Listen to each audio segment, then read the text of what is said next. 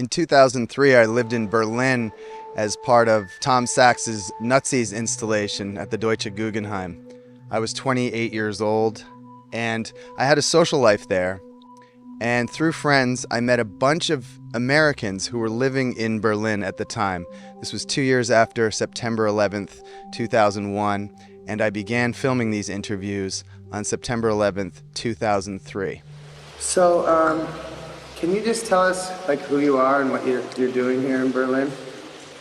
Well, I'm Nikolaus Hafermaas, and I'm here actually in my 20th year now, this year.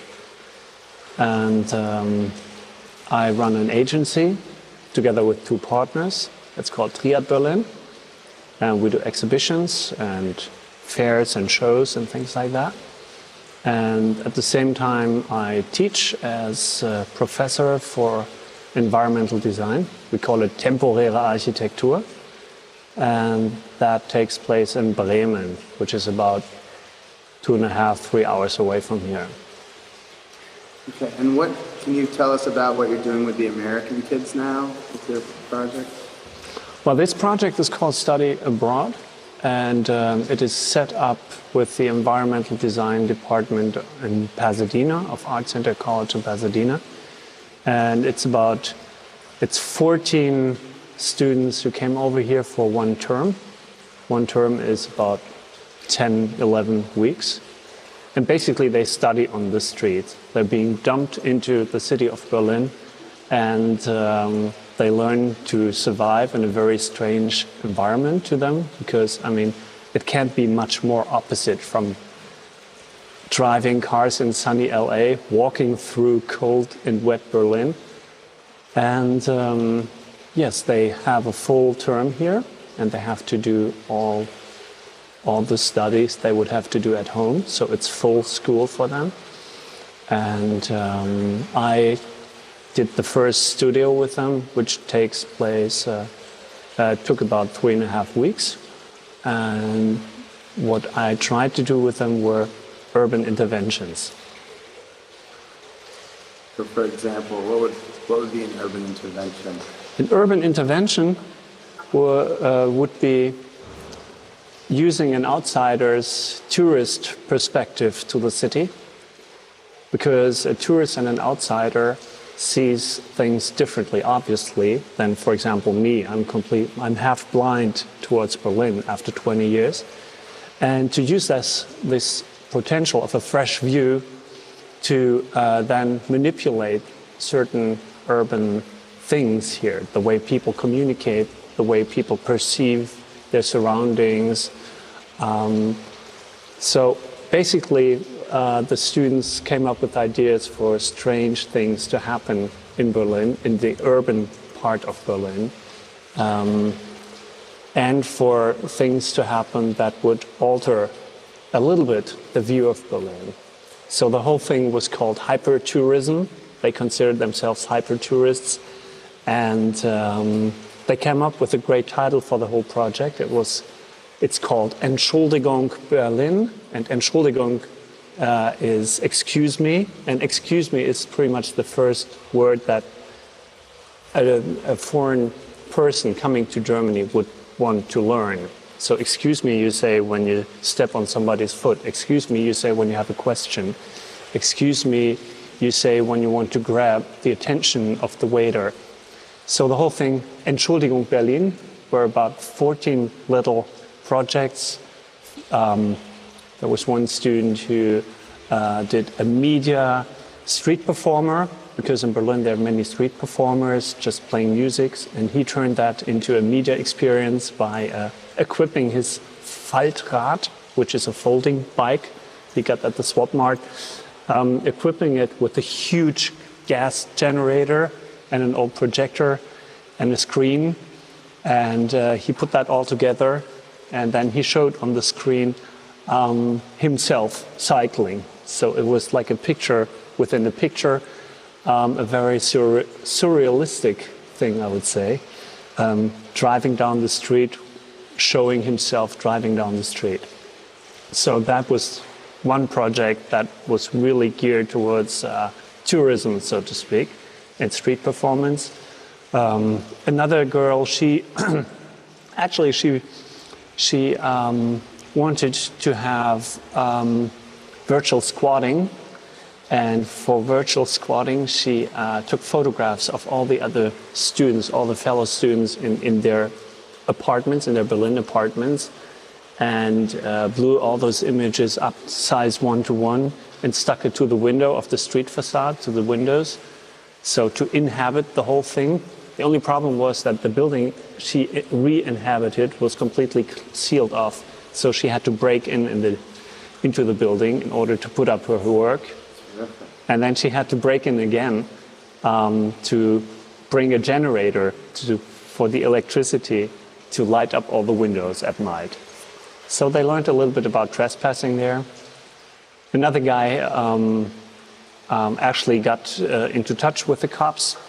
They called me up about an hour before the presentation. Are you Professor Hafermaas? We have this Korean guy here. He claims you're the professor, and he wants to put up his living room on Alexanderplatz. You can't do that without permission. So J1, I had to do a little negotiation there, and then J1 put up a scale 1:1 styrofoam replica of his Berlin living room on Alexanderplatz. So another girl, she installed trash radio. Trash radio consisted of a line of 5 trash cans, public trash cans, and she installed radios in it. And then she called up a radio show and had a special radio program, especially for the trash cans to be listened to. And so forth and so on. We did, one student, she did a movie experience, a moving movie experience using the Berlin subway, using the fact that the train is passing tiled walls, and she manipulated the graphic patterns on the tiled walls. So with the train going by, you then would see a cinematic experience. So this one was a legal intervention. And so all in all, we had about 14 interventions, and the presentation was a guided tourist tour that took us to all the different interventions along viewfinders. One student did very fancy public viewfinders that would redirect the tourist's view away from the standard tourist attraction to attractions that tend to be overlooked. There was a discrete tourist map, which was a handkerchief printed with our tour on it. So if you don't want to be seen as a tourist, you could then just very discreetly look at the map. And I'm sure I'm missing some of the things they did. What was the students' general reaction to Berlin? Yeah, well, we turned that into an exercise as well, because I asked them to first state all their preconceptions about Berlin or about Germany, and then to see what their first perceptions, their first encounters would be, and how they would react to it. And so they had all kinds of funny preconceptions about German people, like eating meat all the day and being huge and blonde and being very straight and very narrow and very formalistic. And they were kind of surprised that this is, at least in Berlin, completely different. So I think they were very surprised by the diversity of street culture, by the music, by the fashion, by all the open, vast spaces, all the empty apartments that can be taken for virtually nothing. Yeah, I mean, you should ask them themselves. Yeah, I don't know. So now I just want to know your experience with Berlin, and what have you noticed over the last 20 years, because that's probably one of the most significant 20-year blocks in Berlin's history.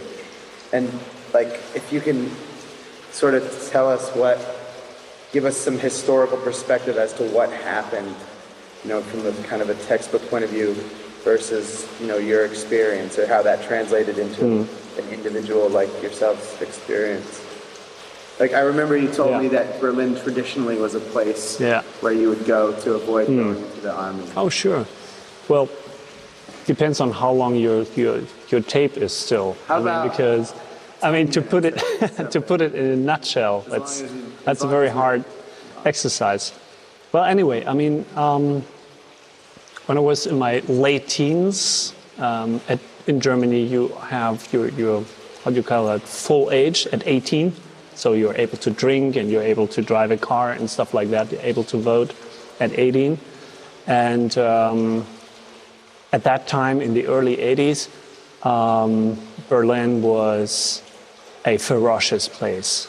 Absolutely. It was like still the high times of the Cold War. Berlin being an island, really with that huge wall around. There are kids around right now who won't believe that. There are teenagers who say, well, what was that, this wall? But there it was. And it was basically an island. And it was also an attractor for a huge amount of subculture for people who really didn't want to face its establishment and so on. And at the same time, in the 80s, it was a very tough city. And people were not very communicating and in a friendly way. And so for me, it was a tremendous challenge being very young, coming from a medium-sized German city, which is kind of quiet compared to that. And then making this, for me, a very big leap in trying to survive, basically, in Berlin. And, well, the reason for coming here was, it was a challenge, but there was also the reason to avoid the military draft. And this was the only illegal way, or the only way to get around this whole thing. So basically, in the morning you would sign off with the police, the local police in the hometown, and then without proper paper, you would have them to jump into a car and somehow navigate your way through West German and East German border patrol, and somehow being very, very lucky, not being looked at too closely, you would end up in Berlin, and then in the next morning just try to sign for legal residence in Berlin. So that was the very first beginning of the whole thing. But why would you have to go through East and West Germany? Oh, very border easy. patrol? Very easy. Here you have West Germany, Yeah. here you have East Germany, and here is a little tiny speck. Yeah. And that's Berlin. Right. And this is being divided in East and West again. So when you came from West Germany, you would have to pass a corridor through East Germany, and then you would arrive in that tiny, tiny little island of Western Berlin. So it was like going through a tunnel, a very awkward, very weird situation. And you feel very, very much controlled there. It was just a motorway, a highway, and there were no walls on the highway, but every tiny street that would lead off the highway would be patrolled, and people wouldn't dare to get off the highway because you would be put into jail and detention and whatever. And so that was Russian, American, French, and English? Exactly. Can you talk about that? Because I didn't understand that when I first came here. Well, okay, here's West Germany. West Germany is West Germany, Bundesrepublik. And then there's East Germany. East Germany had its own sovereignty, so they were not controlled by the Russians or anything. Well, not officially, at least. And then you had this tiny island, Berlin, and this would be divided into a western part, and there were the Western Allies, the French, the British, and the Americans, and then the eastern part with Russian military present. So that was pretty much it. And because there were the Western Allies controlling West Berlin, there was no German army. So that was the reason why there was no draft, because the Germans were not allowed to have their own army in the western part of Berlin. In the 80s, was it mostly German kids there, or was it like it is now? Because I'm finding now there's a lot of kids. There was something like an American bohème or avant-garde, some artists like David Bowie as an English guy. So there was an international avant-garde in Berlin, but it was not a mainstream kind of thing. It was not like a real open thing. I remember being visited by my American host parents who came over to see me in West Berlin. And those were like the most awkward situations, because when you wanted to make a tour into East Germany, into East Berlin, we were not allowed to take the same, what do you call that? The border passes, the border, how do you call that? The doors in the border. The checkpoints? Yeah, you would have to take different checkpoints. So they would have to use checkpoint Charlie, and I would have to go to checkpoint Friedrichstraße, and then we would have to meet on the eastern side again. So it was very, very awkward, very formalistic. So you were allowed to go into East Germany? If you had a proper application, if you had a passport, and if you were willing to transfer West German money into East German money. And you had to transfer a certain amount of money. And since everything was dead cheap in East Germany, and you were not allowed to take back East German money into West Berlin, you had to spend it all. And that was kind of fun. Were you allowed to bring back goods from East Germany? Yeah, but there was not much to be bought. But the East Germans couldn't come into West Berlin No. or whatever? No. So it was like a one-way door? That was pretty much like a one-way door, yeah. Some could, if they were very loyal and they had many measures, and they were very limited, very restricted, because obviously there were many people trying to flee from the east to the west. So so what was it like right around the time leading up to and the time after the wall came down? Yeah, well, the time leading up to was, as I said, for me very scary, but there was like a nice tickle to it as well. I mean, it was a little bit like an adventure, I'd say. So my first apartment was in a house, the next house to the wall. So it had closed windows to one facade because they were facing the wall. My first job in Berlin was riding a snowplow in the wintertime as a student. And my snowplow tour was all along Checkpoint Charlie, all along the wall. And I used to listen to an old tape from the which was like very strong 80s nihilistic music, and it all fit into one kind of, whenever I listen to that music, I'm completely back in that time.